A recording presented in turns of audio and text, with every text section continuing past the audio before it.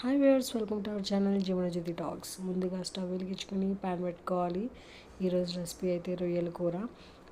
తగినంత ఆయిల్ పోసుకుని ఆయిల్ వేడైన తర్వాత కరివేపాకు, ముందుగా కట్ చేసి పెట్టుకున్న మిర్చి, ఉల్లిపాయలు కూడా వేసి వేపుకోవాలి. గోల్డెన్ బ్రౌన్ కలర్ వచ్చిన తర్వాత 1 స్పూన్ అల్లం వెల్లుల్లి పేస్ట్ కూడా వేసి పచ్చివాసన పోయే వరకు వేపుకోవాలి. ముందుగా కట్ చేసి పెట్టుకున్న టమోటాలు, శుభ్రముగా కడుక్కున్న రొయ్యలు కూడా వేసుకుని మొత్తం కలుపుకోవాలి.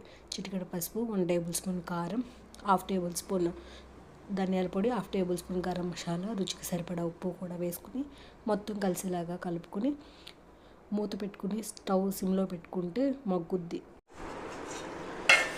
నేనైతే వాటర్ పోయలేదు, ముక్కల్లో నుంచి వాటర్ వచ్చింది. ఆ వాటర్తోనే ముక్కలు కూడా మగ్గిపోతాయి అన్నమాట.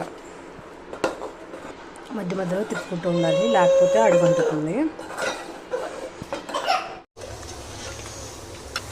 రొయ్యలు కూడా అయితే అయిపోయింది.